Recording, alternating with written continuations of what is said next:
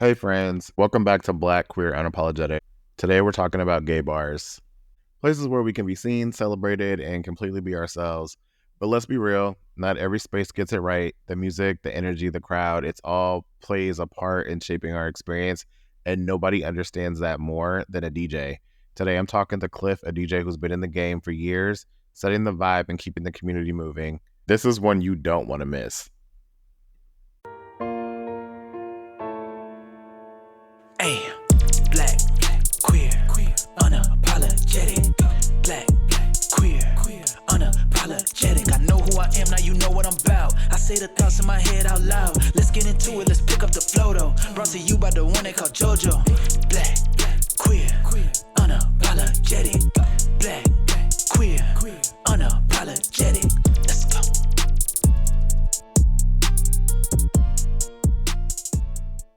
I have Clif here with me, and Clif is a DJ in the gay scene, and I love his music so much. Thank you for joining me. Thank you for having me on here. I've always wanted to do your podcast. And you told me about it, and you told me the topic. I was like, oh, hell yeah, we're gonna do this, okay? Yeah, I felt like it was something we needed to talk about because, I mean, I grew up in the Bay, and I mentioned this on other episodes, and people that know me that know that the Bay Area had its own culture, and we had our own music, and they used to play a lot of that music in the clubs, and there wasn't any issue with it. But I think as I've gotten older, I've noticed that certain music is not so welcome in gay spaces all the time. So, Child, let me sip my coffee. 'Cause yes, it is definitely something that I noticed in different spaces. Some spaces are more loud about it than other spaces, but I feel like as a whole, nationwide, LGBTQ spaces are scared of blacks.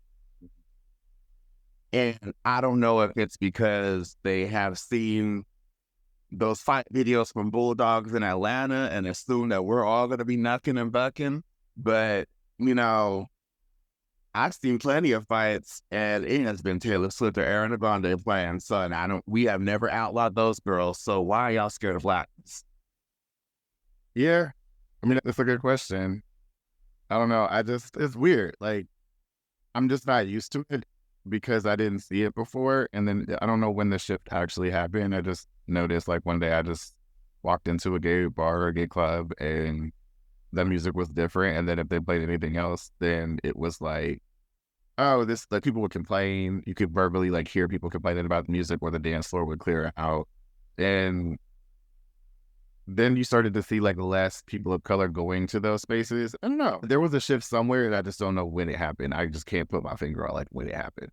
In a weird way, I think it was worse in the 2010s. And then with the pandemic and the rise of the Black Lives Matter movement, a lot of places became more aware, and a lot of people became more aware. But in a weird way, how our country is steadily backsliding, I feel like we're kind of backsliding as a community as well. Like, I was joking, say a lot of these people that come to my DJ booth when I'm playing, when, like, I could play all the Chapel, Charlie, Kylie, I could play all that shit for like 2 hours. Then when I finally get to, because usually my shifts are like 10 to 2 o'clock in the morning. So usually around like 12, well, okay, let me start to kind of, sprinkle some blackness in it. Every time, every single time, it doesn't matter if it's Doechii, it doesn't matter if it's Doja, Megan, Cardi, Nicki, Sweetie, it doesn't matter. Someone always comes to the booth and says, hey, what's something gay? And I'm just like, first of all, I'm like, bro, I have literally played every white female pop singer for the last 2 hours. Like, why is it a crime to sprinkle some blackness in it? And heaven forbid, don't let it be a black male artist. I would never yeah. get when I played Sauce and Santana Booty, and somebody was like, "Can you play something gay?" And I was like, "Look at the screen. Right.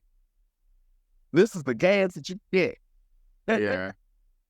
Like, look at the screen, and I think that hip hop and R&B, especially to older white gay people, it kind of triggers them.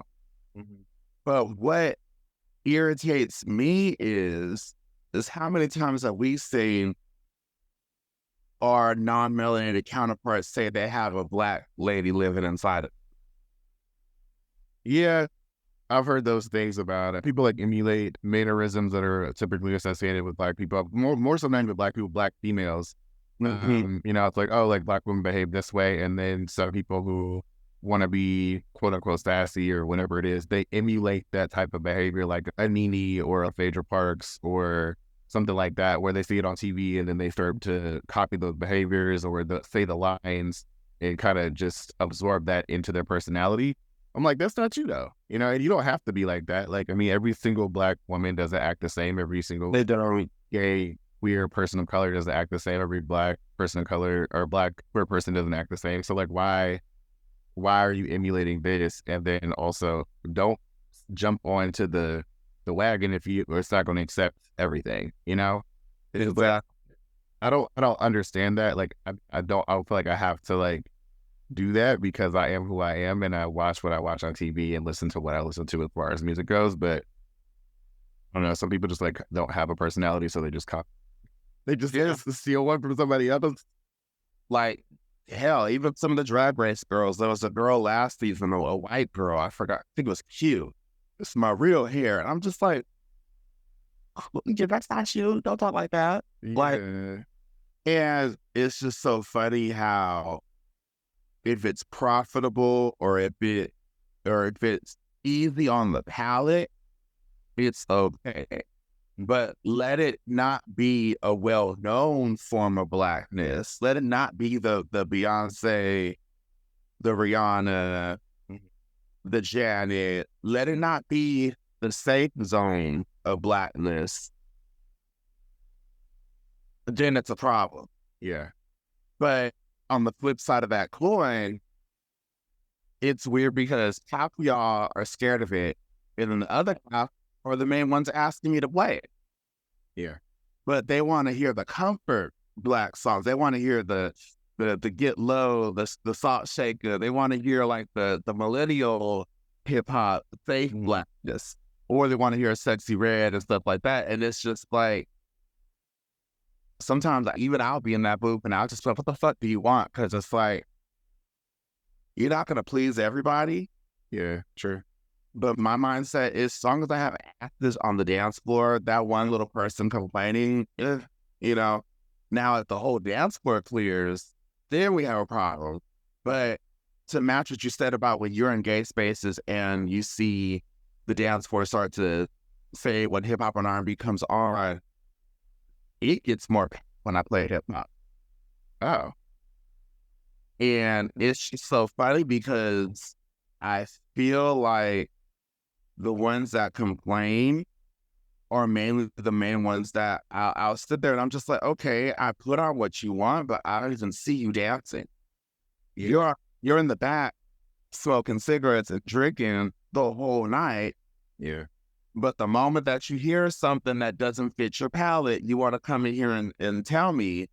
And then I play what you want to hear, but I don't see you dancing. Yeah. No, I can see how that could go. I do want to take it back just a little bit because I want to learn a little bit more about you and like where you grew up and how you kind of got into DJ, because I think that I kind of want to compare and contrast like you and I, our experiences of how we experienced the clubs and the bars back in the day and like how they've kind of changed up until now. And so where did you grow up and like where did you used to go like when you were younger? Because I have my list. So I grew up in Southern California in this little country town called Rialto, which actually I looked it up now. It's actually gotten more built up though, but it was cool. but I moved out here when after graduated high school. Okay. So my first gay club was Bojangles, which was the first 18 and over club in Sacramento. Okay.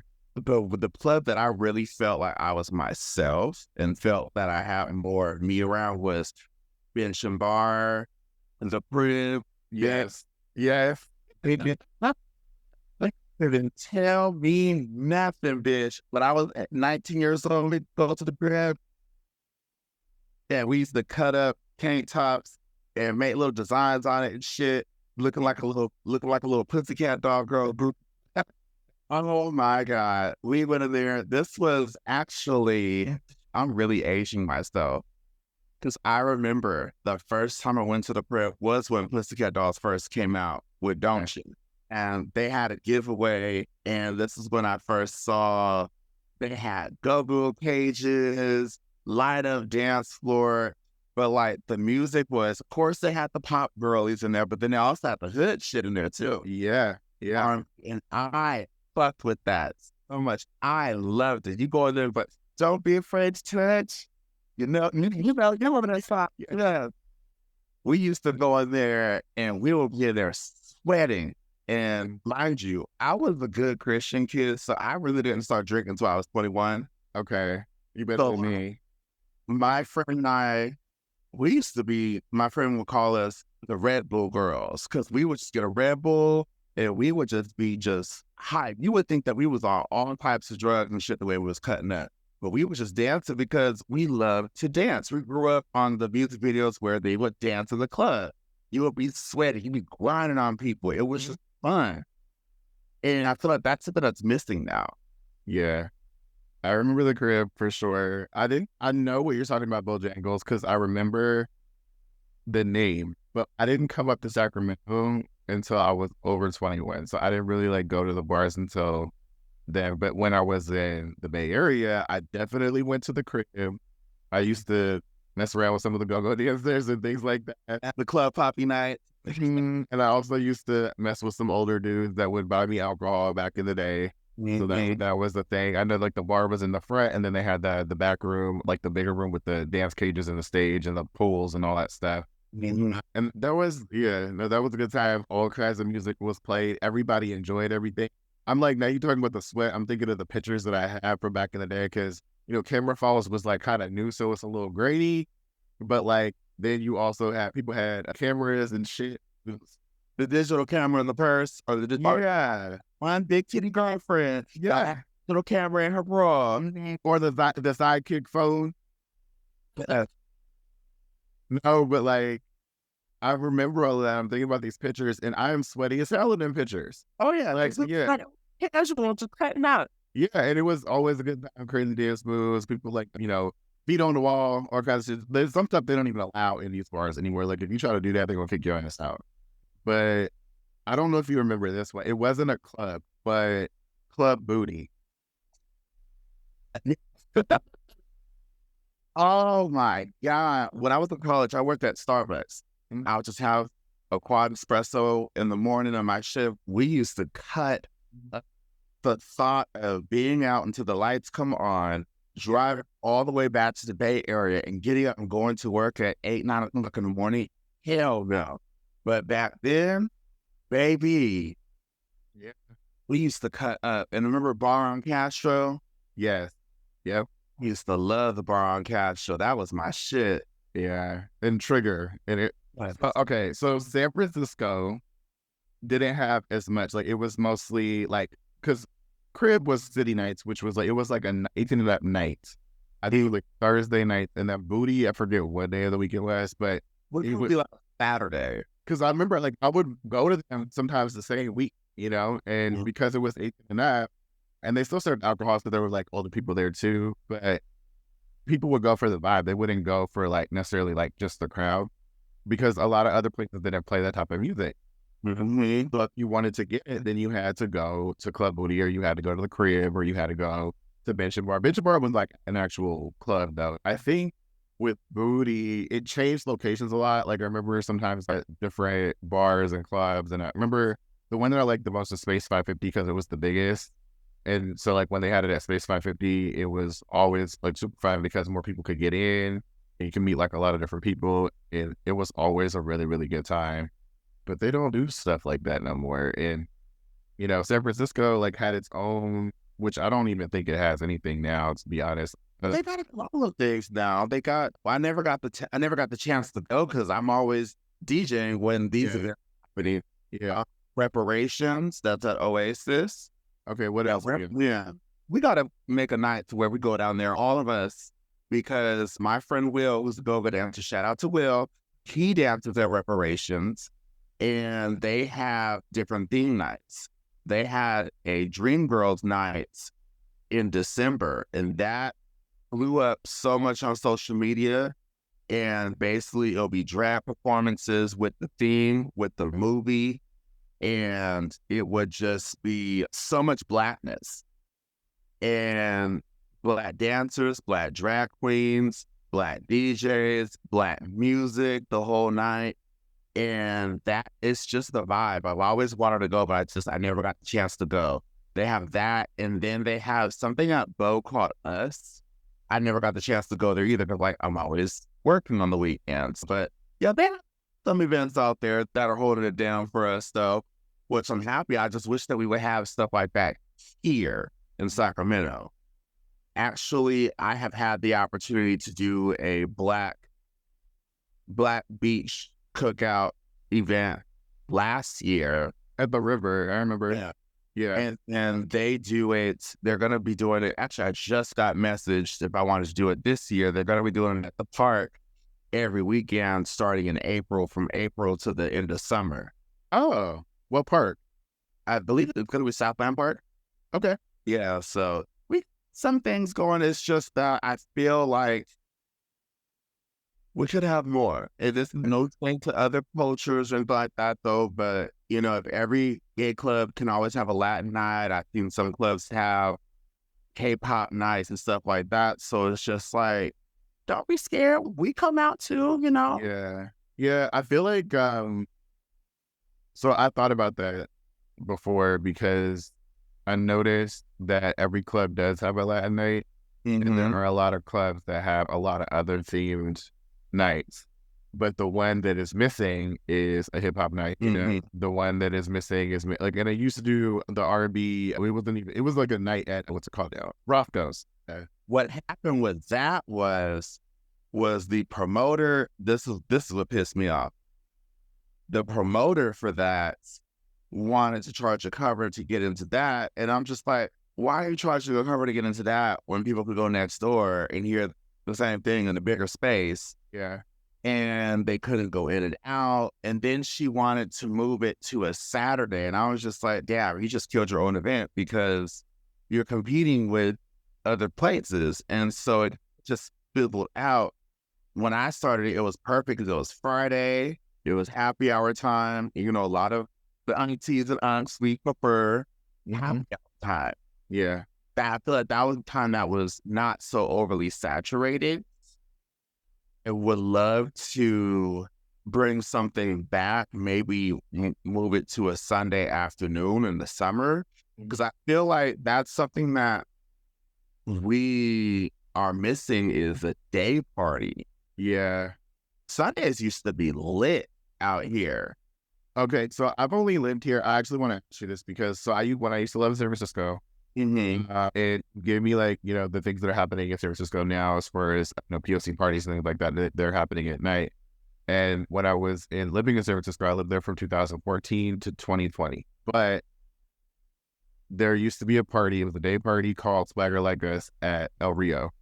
And it was a day party on Sundays. It ran from like 2 o'clock in the afternoon to like 7 or something like that. And I swear that 2 to 7, those 5 hours just felt like an entire day. Like it felt super long. Like if you got there like 3, it just felt like you were in this, I don't know, time loop bubble that was so much fun that you just didn't want to leave because they were playing the music that you love. There was beautiful melanated people around you, you know, and it was just always a really good time. And that party doesn't exist anymore. They stopped doing it last year.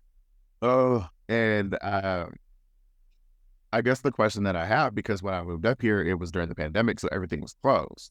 Mm-hmm. And I don't know if they used to have day parties or what, but the difference that I see with San Francisco versus Sacramento is that when I go out on a Sunday in San Francisco, the daytime foot traffic is just insane. Like, there's people at brunches walking down the street, at all the bars, all of that. And I don't know if it's because it's hot as hell in the summer in Sacramento, but I don't see as many people out during the day now on like Sundays. Like, I know a lot of people go out kind of when the sun goes down. So it's like 5 o'clock, 6 o'clock, 7 o'clock on a Sunday.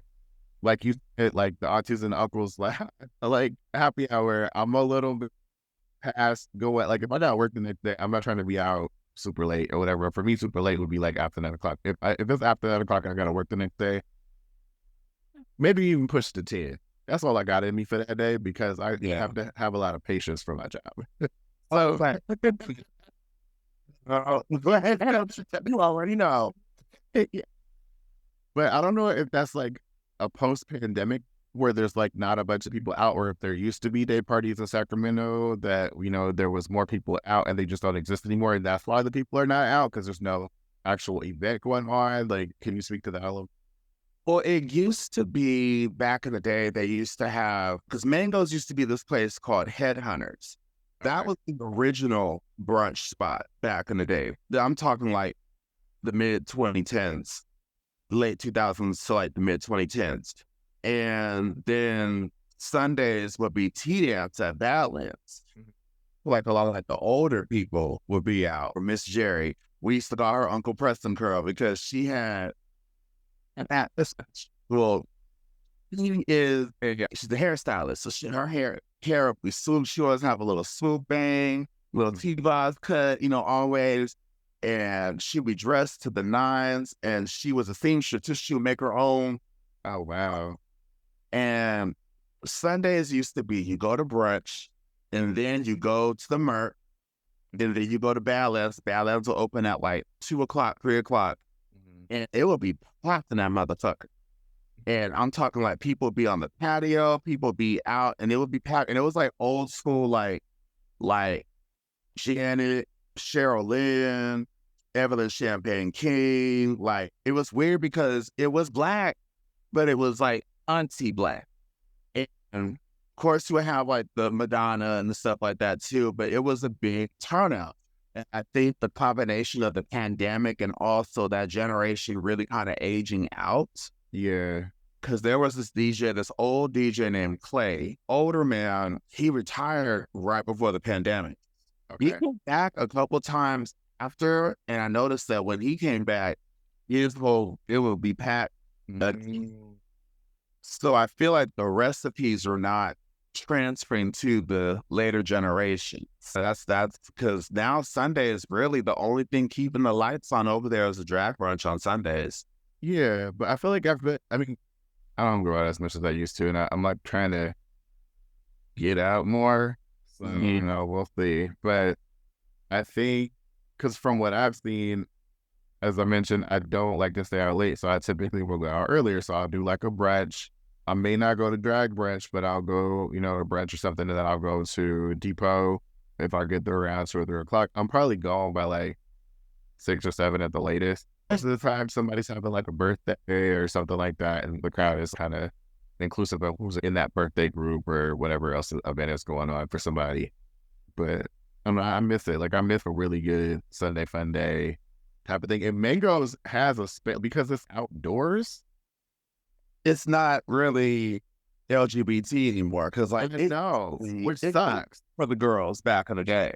I mean, it sucks because I feel like that space itself, like regardless of how it being a straight club now, they could, like, if it was me, like if I was a straight person that was like LGBTQ ally and I own that space and I'm right there in the neighborhood and I know that I have a good space for a day party, up at least one night or one day is going to be like a LGBTQ day party of some sort. Cause I'm like, I'm sorry, but I'm trying to make my coin.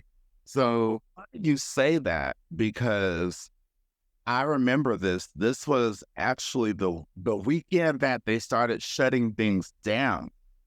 It was, I believe it was like March. Yeah, it was around this time, March 15th, 16th. The original Makeup and Mimosas drag brunch was at Mango's. And they were going to make a whole day party thing. It was real cute, but it was the day that they started shutting things down. And I remember like, they said, okay, well, we're not going to open Badlands. They said, everyone just don't even come in. And then they closed Faces. And it was like a slow, like, this place is closed. And everybody migrated to this place. Then they closed and everybody migrated. The Merc was like the last one still standing because the executive order actually went out that day. And if the pandemic didn't happen, it would have been crazy what would have happened, because Roscoe's was under construction. Lord Jesus, Roscoe's under construction for like almost 10 years. Oh, wow. Because it used to be this club called Sidetracks.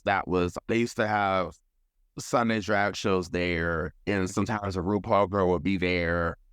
But the downstairs part was this place called Hot Rods, which was like a little greasy, you get your little greasy breakfast sandwich after the club. Eating that drunk as fuck, ETN and shit, but that place is under construction for like so long. And I remember like the Sundays at Badlands, they used to have the RuPaul girls come out on Sunday. Now Faces done tried to take all that shit. But it's weird because even though Faces is the longest running gay bar, it just doesn't feel, I can't put my finger on it. It hasn't felt like a gay bar probably in over 10 years for me. I want to talk about that a little bit too. Because for anybody that's listening, that you may live in a larger city where you have more options. Sacramento doesn't have a ton of gay bar options. So, and most of them are centralized in one area. I remember going to Faces back in the day, and it did feel very gay. One thing that I noticed is like, because sometimes I do go into Faces like on a Friday or Saturday. Sunday is very different because they have the drag shows, the drag queens there that night. So obviously, like a lot of the gays go to watch those shows and that. But I noticed that a lot of lesbians go to Faces. And I've also noticed that there's a difference in the music that is being played for primarily lesbian crowds versus male identified crowds. And I don't know why there is a difference. I don't know where that mindset came from. It's like, okay, well, we have to play different music for different crowds, or why people like certain things over other things. But when I go to Faces is a different vibe because it does have 3 different rooms with their 3 different kinds of music. But regardless of what room I go into, it's 2 things. I see a very heavy Latino crowd, and I see a very heavy lesbian crowd. And I don't know what the difference is there. I don't know if you know anything about just like the crowd differences and why, because Badlands also has a lesbian night as well. And I noticed that the music is different. When I go in on a lesbian night, and I'm up here like, oh, like I love this. Say, but I was in there and I'm like, damn, I wish I could play like this when I'm working without somebody holding up their damn phone and asking for the same tired ass choice of a song. But what's the deal with that? I just feel like, oh man, I feel like that interview with Nicole Scherzinger where she finally breaks down that she was the only person singing on the Pussycat Dolls. She's like, get in trouble for this. Oh, I was the only one singing on the record. Nah. So, I'm a mess. But, I'm just going to keep it 100. White gays have this weird internalized, I don't know if it's purposeful or I don't know if they're scared that we're going to start knucking and bucking like we're at Bulldogs in Atlanta or what, but like they feel like if they hear something that is not the safe palette of Black artists, then it's straight.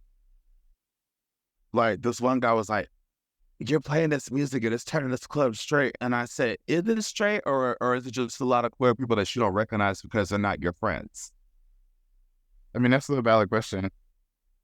Because I said, look at those 2 girls. They're making out.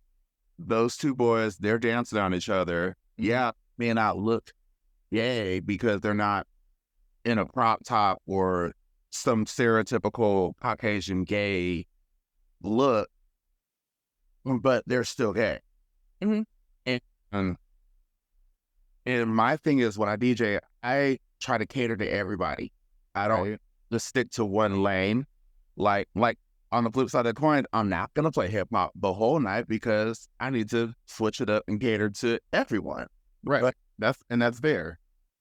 but don't come at me and say you're making it straight because I'm playing hip hop or R&B. I got that comment when I was playing Bad Bunny one time, and I was like, oh, not the Bad. I find that very strange. It's racist. I'm just gonna say it's racist. It's racist, and it's just that a lot of people don't realize that they're subconsciously doing it because they're so used to thinking that if it is a male artist who is not white passing, because like, why is it okay if I play Justin Bieber, Justin Timberlake, or Bruno Mars, but then if I play Usher, like Catch Dirty Looks, if I play Chris Brown, or if I play, I'm trying to think of like another male artist that has bops that is not white or white passing, my brain is like, see, that shows how much I don't play them because I'm just sticking to this format of what the people want. Yeah. It's just crazy how even Bad Bunny, which is like one of the most asked for people, every time people come up there, can you play something gay? And it's like, when people say, can you play something gay? That is such a dog whistle to me. Yeah. Yeah. Because it's just like, gay music is more than just white female pop singers. True. You know, and that phrase, it really irks the shit out of me. And when I hear it and I give that look, and I'm just like, I can only play Chaperone and Charlie XCX and Lady Gaga for so long. Like, and there's nothing against Chapel and Gaga and Charlie, but like, I think, especially when I'm not working, I don't listen to those artists. I only listen to them so I can know the song, so I can know how to put it in my set. But when I'm working, I don't really like, if I put up my Spotify, my mostly played, you would think it was an auntie going through a divorce, having a hood rat phase, and who likes to listen to some dance pop music every now and then. Okay. Like, it goes from Hyla, Beyonce, to Kendrick, to Glorilla, and then to, I'm talking like Sade, Janae, Jill Scott. Like, it's all over the place though, but like, you don't see no Brat on there. Do you think if we had more options, like if there were like more clubs that catered to the queer community, that we would be able to kind of shift that dynamic of what's being played? Because I feel like when you have limited options, you get to do that because people only have limited options of places to go if they want to go and be in that crowd. But if there were more options, then they would have to be a little bit more inclusive when it came to the music and like the nights that they provide, like in their venue. Do you think if we had more options that it would change? Or I think so, because we just literally had a Black History Night last month, and it was Thursday, and it was you know how they have Thursday, they always have a theme. So it was Doechii and Victoria Monet was the theme, but it was still Black music the whole night. yeah, And, you know, I still sprinkled in a little bit of the white girls in there just to, you know, get them out my face. yeah, But it was packed. It was packed. So the demand is there. okay, People that I haven't seen out in years. And I was just shocked because they were like, oh, we saw this and we know that she was DJing. And I was like, yeah. Oh, thanks. yeah, It was packed. And like, I ain't gonna fucking play Cheryl Lynn Encore. The dance floor did an electric slide. Like, it was the blackest moment I've ever seen in there. And mind you, I have been working off and on there for nearly 10 years. I started as the go-go dancer, and then I was a shop boy for a little bit. Then I got into a relationship, hung the boots up at the booth.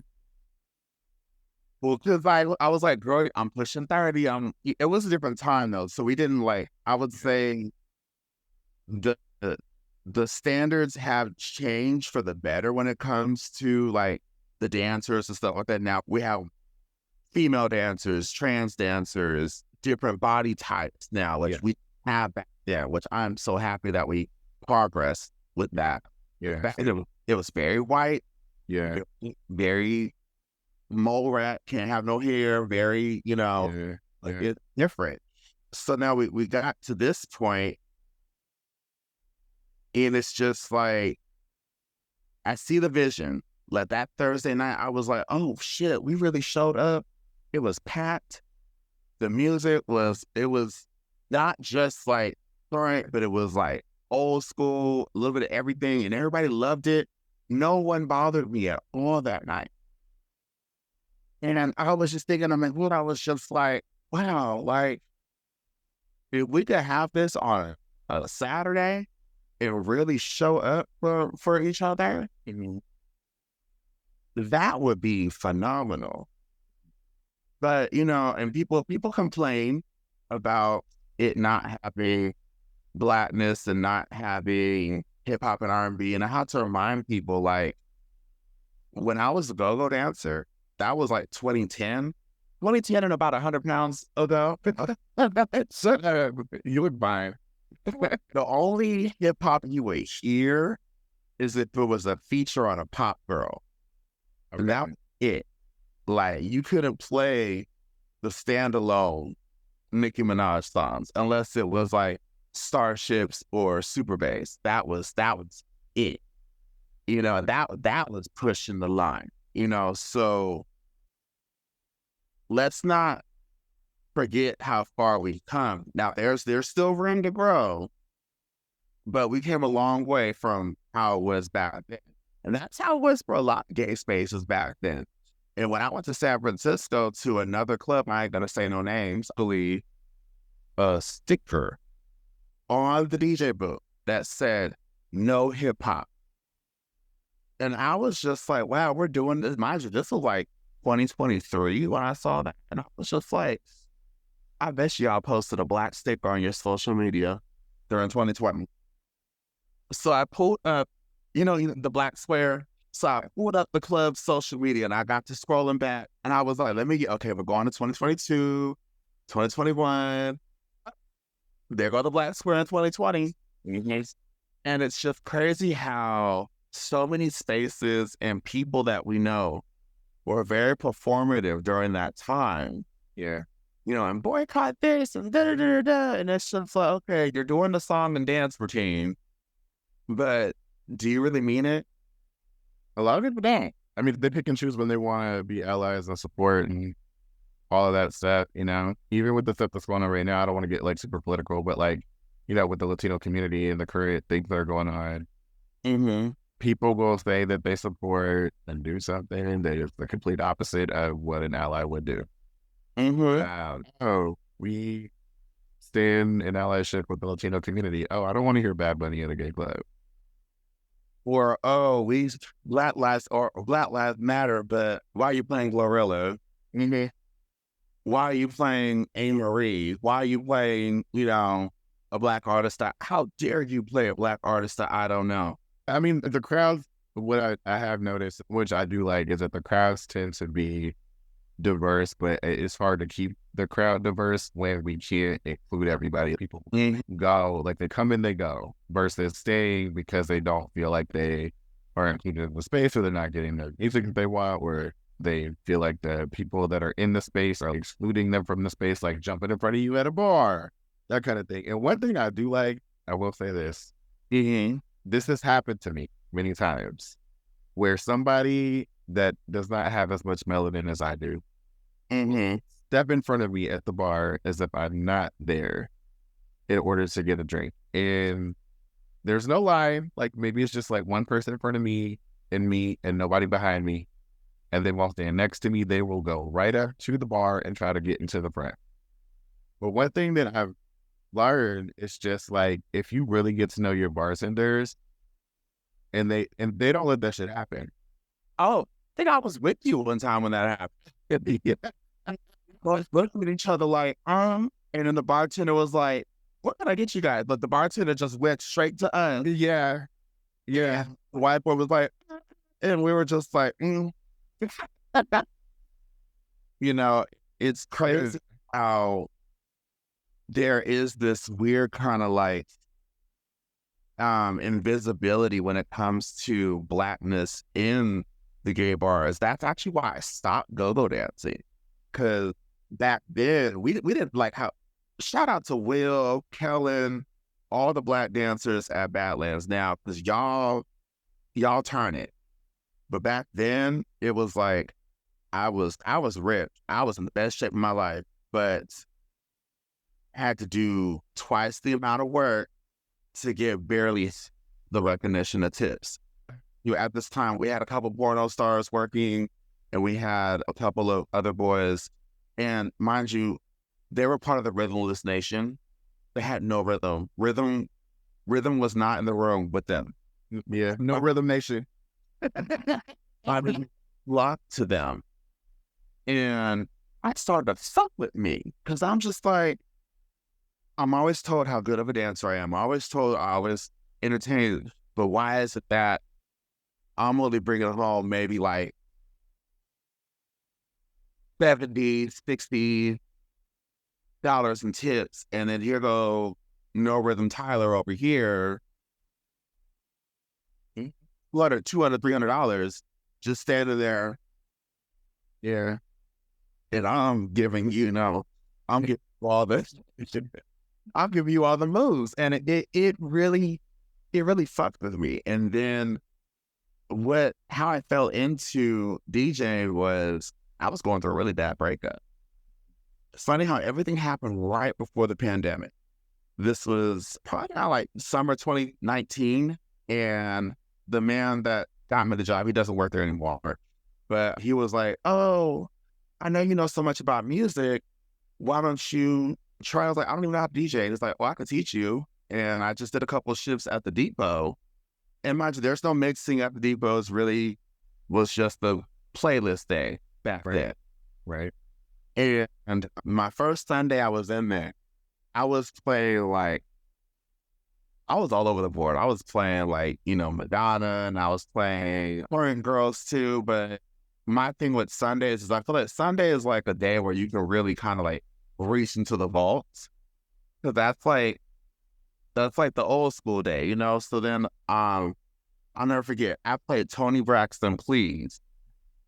And I had people dancing. And I was like, and somebody was like, "You know about this?" I said, "Girl, what you know about this?"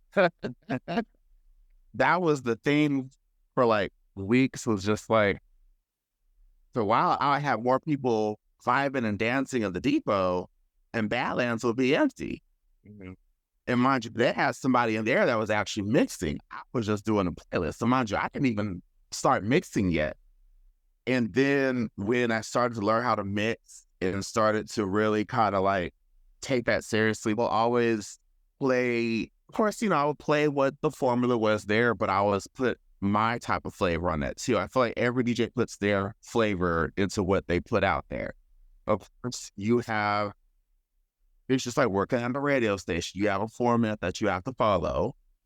You may not agree with the format, but work is work.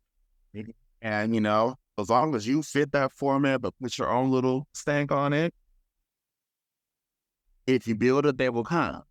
And I noticed that like some Sundays it will be empty, and I'll just be in there mixing. One Sunday I was like, okay, ain't nobody here, so I'm going to try to play. I was deep in my bag. I was playing Mary J. Blige, Love at First Sight, and then I mixed that in with A. Marie, then I mixed that in with He Ain't With Me Now. Remember that song? I was gagged they had that, and then I was like, let's just dig even deeper. I found that they had Girlicious in there, they had Tierra Marie in there. And I was like, oh, these are all the songs for when I was clubbing back in the day. All of a sudden, I look up. This is when I was learning how to mix. So I was like, okay, here, I'm just going to do it. Look, I got like 30 people on the dance floor. 30 people on a Sunday afternoon. That's a lot. Yeah, for sure. I mean, they was like, yeah, never heard music like this before, but here. And I was like, I wonder why. And so when I finally started getting to like Fridays and Saturdays, that's when I started to get that little kind of pushback with the place that I get. I think I want to ask a specific question because I think it might go both ways. Because I get like, certain bars have certain vibes.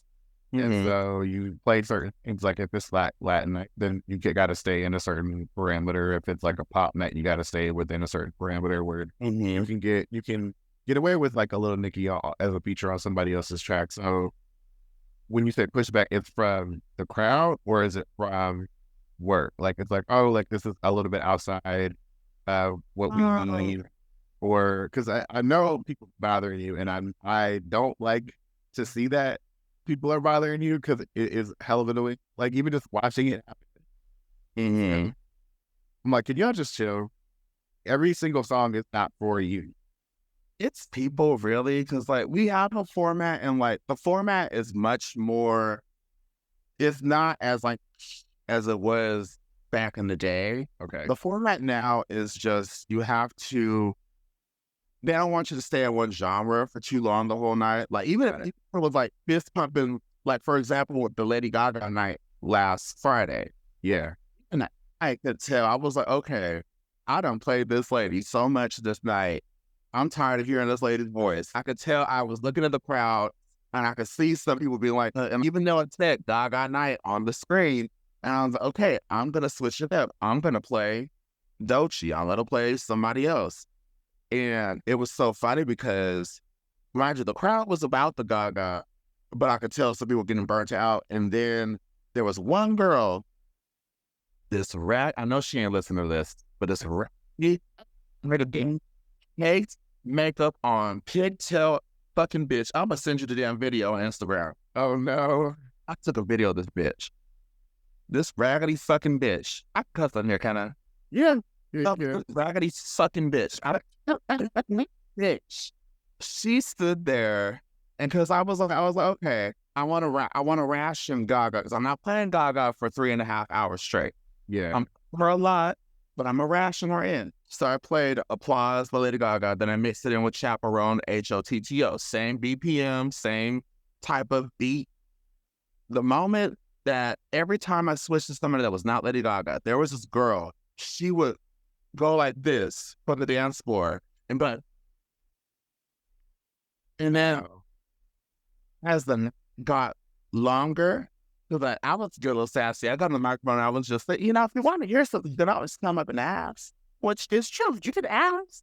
That doesn't mean I'm going to play it, but if it fits and sits, So she kept doing that. And we're going like about an hour in. So I started at 10 o'clock. We get to like 11:30. And I'm like, okay, how can I bring the tempo down? So I play Lady Gaga, Do What You Want. And then after that, I go into Fat Juicy and Wet. Well, the moment that I switched from somebody that was not Gaga, I know it's a dance floor, got more packed. So everybody's vibing, everybody's dancing. Here come this bitch right in front of the booth. Oh no. I snatched those headphones off. I walked my black ass out that booth and I said, what's the problem? And then she just was like in my face like this. And so me, the Stone Cold Steve Austin and me, I was just like, fuck you, right in her face. And then I did the little dance, suck it sign. I went to security. I said, get this raggedy bitch out of here now. And it's just like, a lot of y'all have main character syndrome because the girl wasn't even white. It was a Latina girl. Yeah. But I feel like a lot of y'all have main character syndrome. A lot of y'all think that if you are not feeling something, then you have to take the wheel from everyone else. Yeah. because I could see if the whole dance floor was looking lost. Because there's been times like when people complain on social media, Badlands always plays old music, da da da da. But I'm just like, it's not us, it's y'all. Mhm. We play based on y'all's reaction. And like, and Kevin, I love you down. I love you down. I love you down. Shit. One time I played a K-pop song that you asked me to play. And I love K-pop girls. But it was one of those nights that the crowd wasn't really feeling the K-pop girls. So they all looked lost.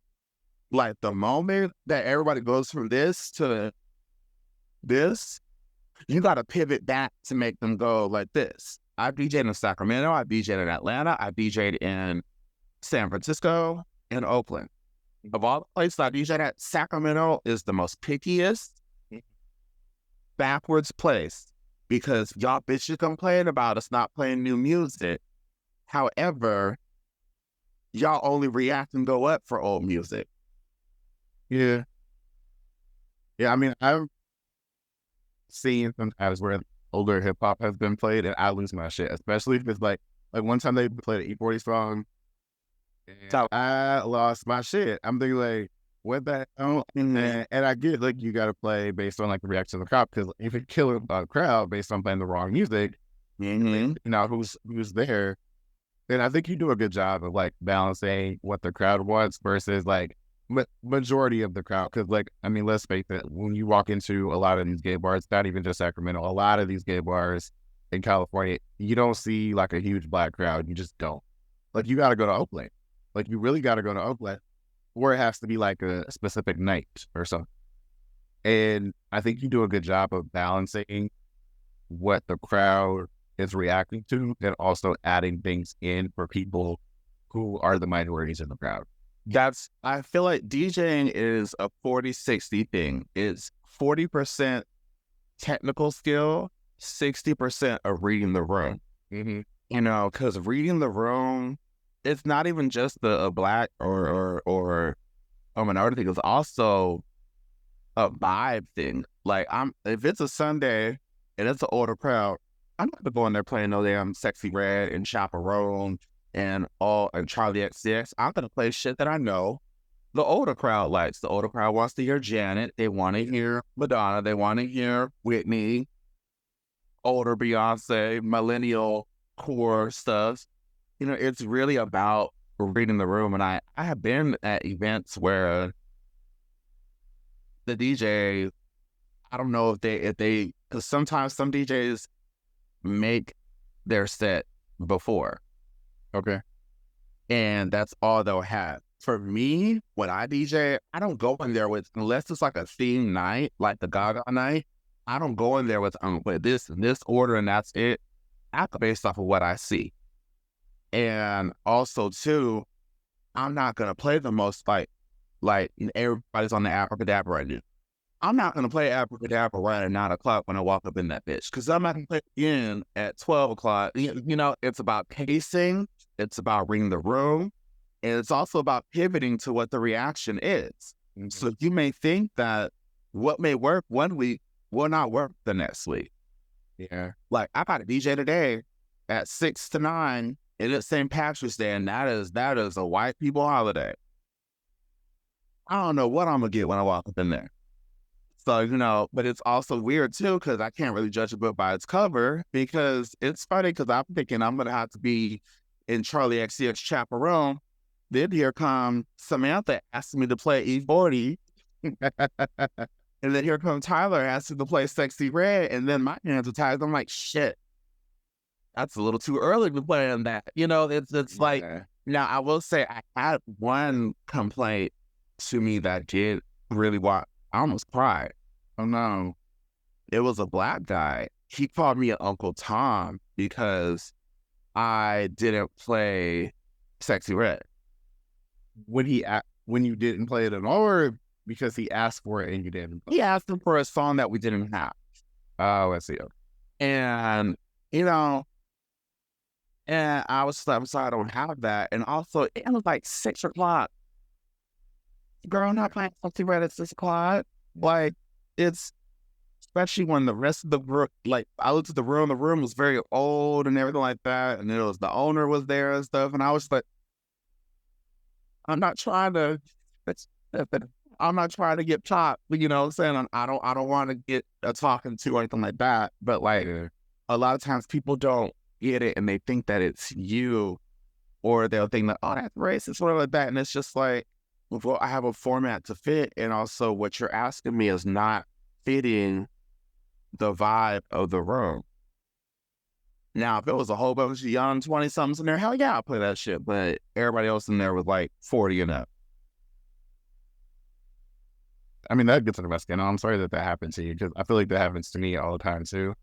Like, yeah, this is a whole different conversation, but I feel like sometimes, you know, you're trying to do your job, or, you know, you're speaking from a point, and people will take things out of context where it's like, okay, you didn't have the song, and so now you're an Uncle Tom because the song, you don't have the song. I've been called an Uncle Tom too, and just for different shit. And I'm not even gonna go get into all of it, because honestly, like, a lot of it is just irrelevant. But I hate when we do that to each other. It pisses me off. Yeah. I know you, and I've been around you, and, you know, I've had deep conversations about certain things, and I'm just like, I would never ever call you that, or ever see you like that. And I don't think we're like the best of friends, but I do think that I know you well enough that I know that's not the case. Yeah. I'm sorry, girl. That's shit. Oh, fuck him. Because the funny thing is, about an hour later, I still didn't get it kicked out, and I was just like, well, that's what we get. Yeah. I do want to talk about, like, carving out space for BIPOC people in the queer community, just because, I mean, we talked about, like, pre-COVID, which is kind of a different world because things were happening, and now we're kind of in this space where we don't necessarily have all those spaces. It's no longer operating as a party out of Rio San Francisco anymore. Like, we do have some options. You mentioned reparations in San Francisco at Oasis, and you also mentioned us at Bo. But thinking, like, how do we carve space out for ourselves as people of color in these clubs and in these bars, and make sure that our music is included in these spaces? Like, how do we do that? And I know you mentioned things like we have to show up, but, like, what can we, like, if we show up and it's not happening, like, what needs to be done in order to do that? Thing also too, because what I noticed when I had those R&B events, the thing that did kind of piss me off a little bit was, yes, I love my friends down, but a lot of y'all did this, and I was like, what the fuck? If you're gonna show up, stay. Just show up and kiki for 20-30 minutes and then go to Badlands, because that's also what kind of killed that. It's like, but also too, club owners and promoters, take the bet. Take that bet. You know, I said bet on black, you know, like, take that bet and just try, because that Thursday we were packed and people came out for that. And it was not a RuPaul girl there. It was just an event with black music, all black drag queens. It was a vibe. And if the Latin community can always show up for Latin nights, the lesbian community can always show up for lesbian nights, why are you scared to try to have something for us?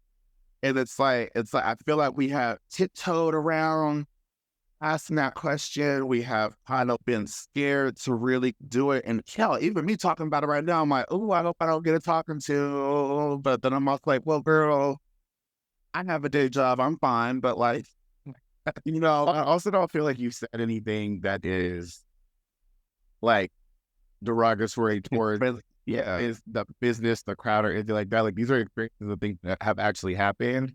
Yeah. Oh, I feel like if there's an issue with something that has actually happened, then address the issue. Don't address the conversation around what actually happened.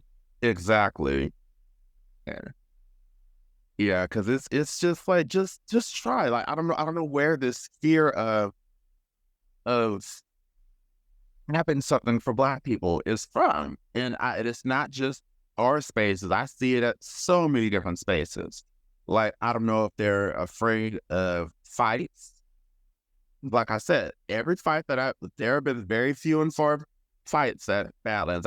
There's not that many fights there, but every fight that I have seen, it has been a white female pop singer playing when fight has happened. So it's just like, we can't have that mindset of, oh, we can't play this because there's going to be violence.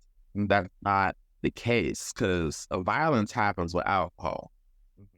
It could be a damn Wiener Schnitzel festival. If bitches drink enough motherfucking beer, they're gonna fight. You know, it's the risk that you play with having adults with alcohol. So we got to take that mindset of violence out of the equation. I don't know if they think it's going to attract a certain demographic or crowd, because like stupid comes in all shapes and sizes and colors. Just try. That's the part that I really just want to have that conversation with every gay club promoter. Is just like, why? We got money. We got disposable income too. Which club? You know. Yeah.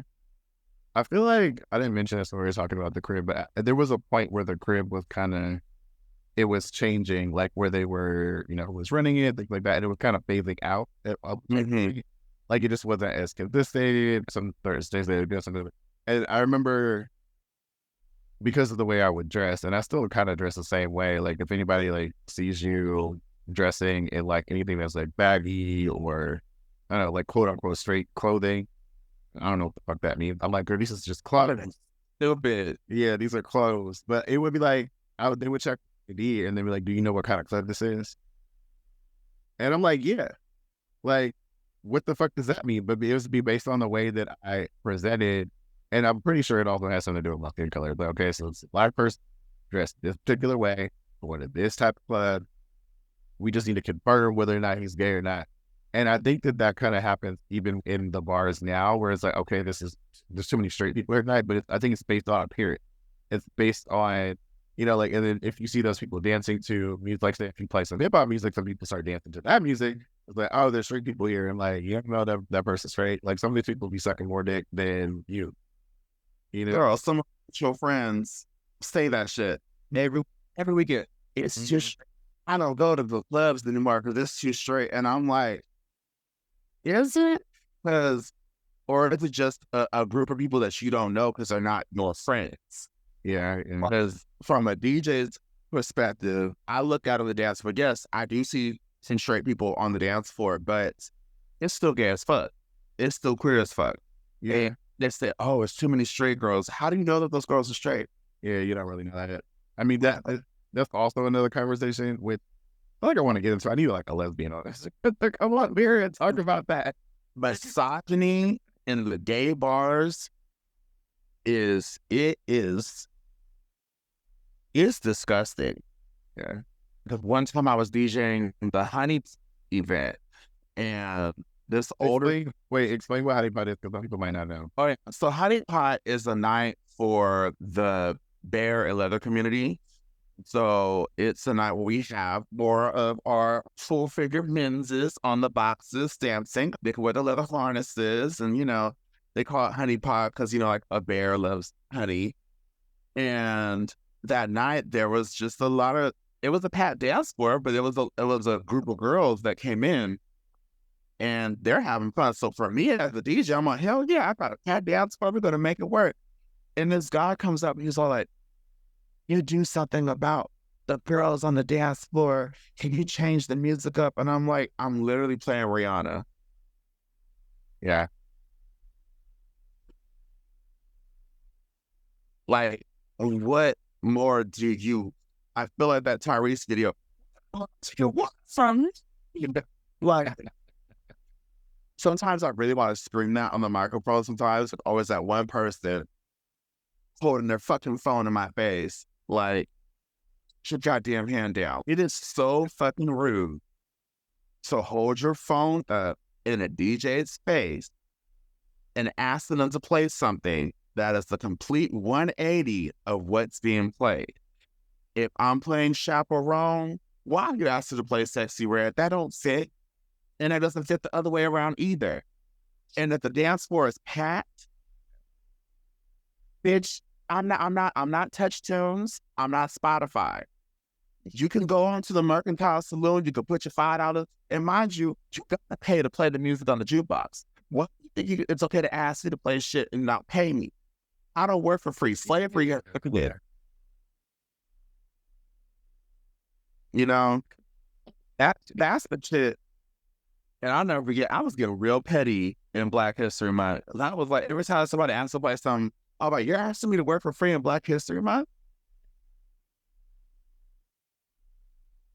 You're asking me to work for free in Black History Month. And they're like, oh, I'm so sorry. And they'll hand me like a couple ones. And this one lady, she gave me a 20. I was like, I should start guilting y'all more now. And I think as the years go by, the less scared I am of ruffling feathers. And I'm just honest to people now. I remember when I first started DJing, I would try myself crazy trying to please everybody. Trying to please the friends texting me, Jeremy, trying to please everyone. And it's just like, if what they're asking me is not going to work, it ain't going to work. I just got to tell them no. Yeah. But just don't ask DJs to play songs and not tip them. And also, if your shit doesn't flow with what's being played at that moment, don't do it. That is the most annoying and rude thing that you could do, because y'all don't do that to drag queens.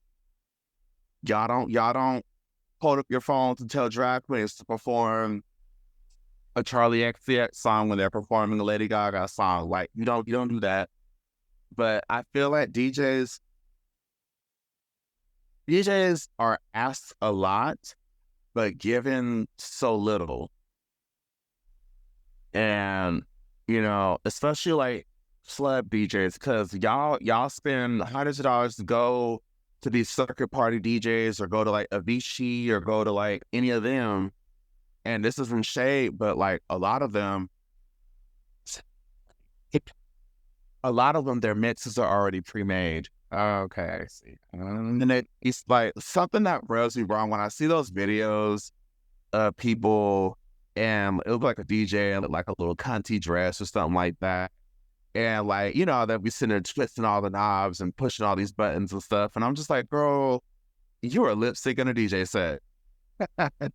You ain't gotta be pushing all those damn buttons and things to do what you're doing, because what you're pushing and you're twisting things, but I don't hear any type of difference in the effect. So you're doing that to make it really seem like you're doing something, but you're not really doing something. That's okay, I get it, but it's just like, for me, I can't stand a DJ that talks continuously throughout the night. I don't like talking. The only time I talk is if you're getting on my nerves or if I have to announce something. Yeah, I mean, I don't appreciate the DJs talking over the music all the time either. Like, sometimes you see it in movies or something, and they're just talking so much. I'm like, if I was in that club, I would be so mad. Say, it's my birthday, and I'm just like, okay. After a while, I'll get to a point to where I'll just be like, shout out to Pisces or something. Or shout out to that's my way of saying, I see you, I acknowledge you, but I'm not acknowledging each and every one of you. Now, if you got porn, then hell yeah, I'll say, shout out to Shaquita, happy birthday, but that's it. Like, but it's the demand that y'all have on DJs. Y'all need to respect them more. Realize that you're not the only person in the room. If a song is not your vibe or not your zhish, it's okay, because it's probably somebody else's vibe or zhish. Go get a drink. That's what the bar is for. Go get a drink. Take a breather, But standing there booing and having stank face and holding your phone up in the face without tipping and asking for things without tipping, like, don't do that.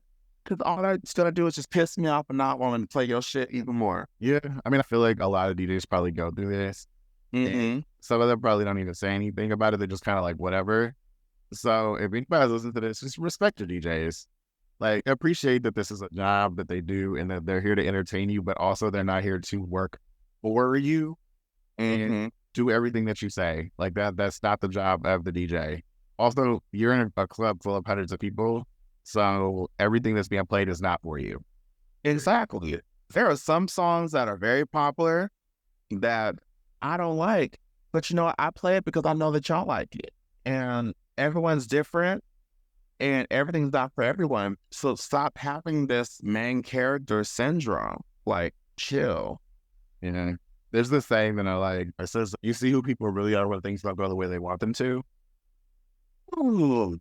And so it's like, okay, you're in a club, your music is being played, you're fine, and then the second something doesn't go your way, then you flip out. Your character, right there. And it's just like, baby, go get a drink. Or why are you so mad? You don't even dance anyway. Yeah. And I mean, I'll still go out. I'm like, okay, I don't love every single song that they have played, but I go out to meet people, to reconnect with some of my friends or whatever. And then I take my ass home. If there's music playing that I like, then I will take my ass to the dance floor and I will stay. But it just depends on what's being played and how often it's being played and things like that. But I'm kind of just, because I don't get a lot of the hip hop or the R&B that I want, and I like a little bit of everything. So I also don't put myself in a position of being a complainer either. Like I think you come up to me on my birthday before and said happy birthday to me and asked me if there was anything that I wanted to get played for my birthday. And I'm like, no, because first of all, I don't want to bother you. You're already playing things that I like and have enough diversity in my taste of music that I don't have to dictate what you play. Oh, Like I just don't, because I feel like you do a good job in general that I don't have to, like go and like throw you, and I know you have to work things into, like you can't just flip a switch and go play the song that I want. I'm like, no, what you play right now is great. I'm having a good time. I don't need to go and dictate your playlist. because if that's the case, you got Spotify on your phone. Yeah. I mean, go on the patio, turn up your phone and whatever. Go to the parking lot. I know we're getting towards the end here, but I got a couple more things that I want to get out of you while I have you. Yeah. Are there any DJs or promoters events that you think are doing a good job at being inclusive of the music that they're playing, meaning that they do have different people coming in? They do a good job of catering to the crowd as a whole rather than one subset of the crowd. Think, of course, reparations, because they also live stream their shows too. Oh, okay. Yeah, so they actually, I'll send you the link that the Dreamgirls show. Oh, the Dreamgirls show was like, you're gonna get your life if you watch this shit. And Malay Balenciaga was in there. So many wonderful POC drag queens and drag performers are in that show. Mud, the Two Spirit. I love Mud. Mud is one of my favorite drag queens. Oh my God, I love Mud. So yeah, reparations. I haven't had the opportunity to go to us, but I heard nothing but good things about us. Also in Sacramento, like, people try to say that we don't cater, but we do. And I would say all of our DJs really go above and beyond to try to make sure that everyone feels welcome there. And just because it may not be what you want all the time, you're never going to get everything that you want all the time. You're not going to please everyone.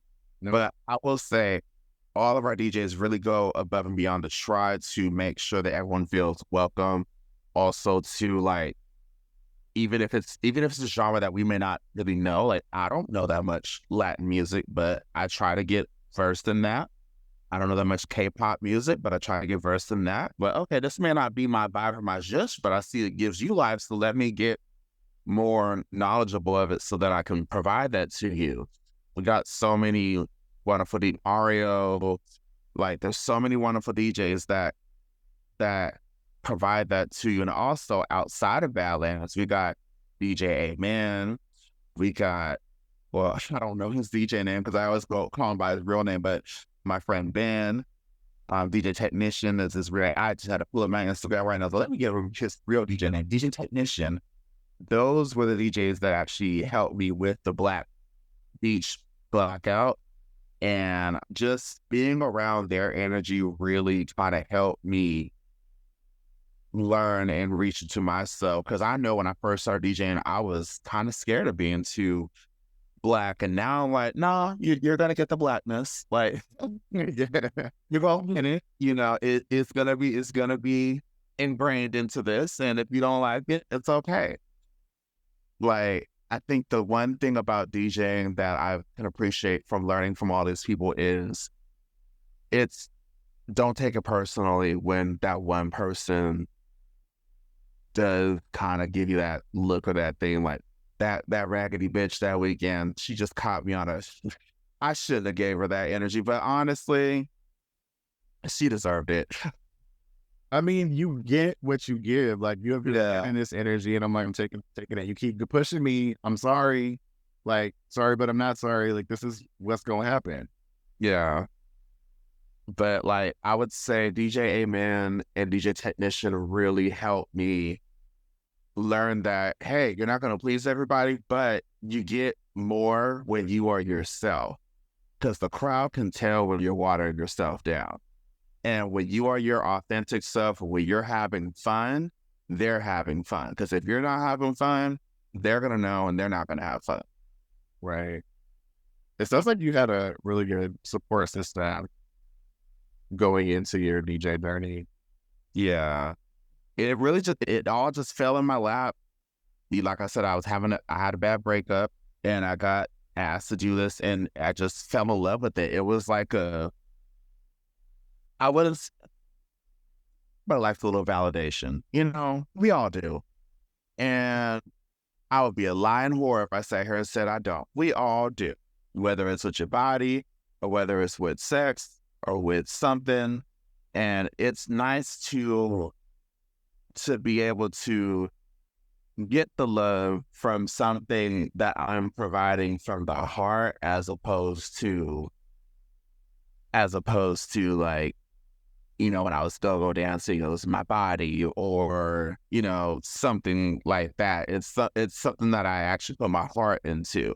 And it's a good feeling when you put your heart into it and people are having fun. That's a high that I can't even describe. And so, you know, for all the shitty people that I complain about, there's 100 good people and good times. What advice would you give to anybody that's an up-and-coming DJ, somebody that wants to get into organizing events? Or what advice would you give to them if they are a person of color and they're trying to get into this industry? I would say sometimes you do have to push the grain a little bit. Now, I understand places have formats, some places have things, and you know, some just like with our day jobs, there's shit that we got to do on our day jobs, which is like, oh, this is stupid, but you know, you got to do it, and sometimes you just got to do it. But go into it with open ears, criticism. You know, try to be open to feedback, but also be yourself. And I feel like a lot of times a mistake, I have seen some DJs make this mistake of they're playing for themselves and they're not playing for the crowd. And yeah, you may like that obscure European pop sugar babes and things like that, but girl, the city doesn't know that shit. A lot of people don't know that shit. So it's just like, if you are not playing for the crowd, they're gonna go somewhere else. And that wasn't a shade on anybody. That was just like an example. Like, it's really of reading the room and being your authentic self. And when you find a good combination of that, they will grab onto and they will gravitate towards you. Because they'll know if you're not yourself. They'll know if you're not having fun, if you're not being yourself, and if you're not playing for them. They will know. And they will tell you. Yeah. Don't get too discouraged when people don't like what you're doing. You're not going to please everybody. That was a hard lesson for me. That took me years. Some days I still have that. You know, like if I had a bad work week at my regular job and I turn around, got to go here and I got a bitch in my face, it will kind of piss me off a little bit. But remember, if you have a dance floor full of people vibing, you're doing your job. Okay. And that's what I would tell you. And don't ever feel like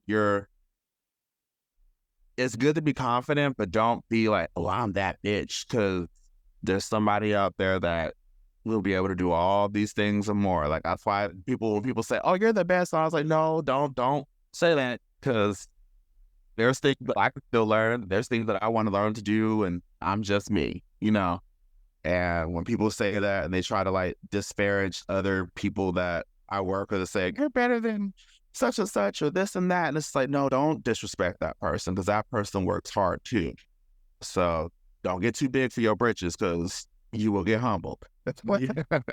So, you know, it's just those things I feel like will really help you succeed. And know your worth. All right. But where can people find you on socials or any upcoming events that people should look out for?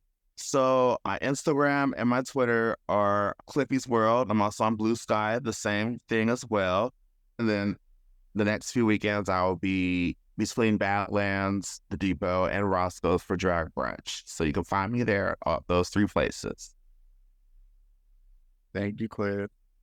All right. Thank you so much for having me. Yeah, of course. And I definitely want to come back for that other podcast about misogyny in the gay bars, because, ooh, child. Yeah, no, that one definitely needs to happen. Just got to get them on the calendar, you know? All right. Well, thank you so much. Sure. All right.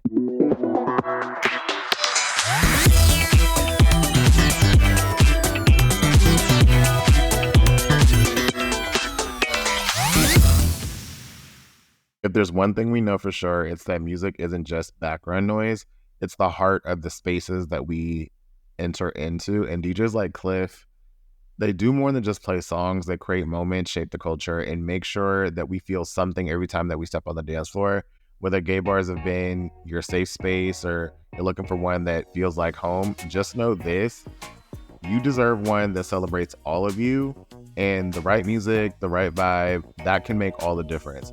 Big shout out to Clif for dropping gems and giving us a peek behind the booth. And if you like this episode, make sure you share it with a friend. And as always, stay Black, stay queer, and if you are neither, always stay unapologetic. I will see you next time. Bye.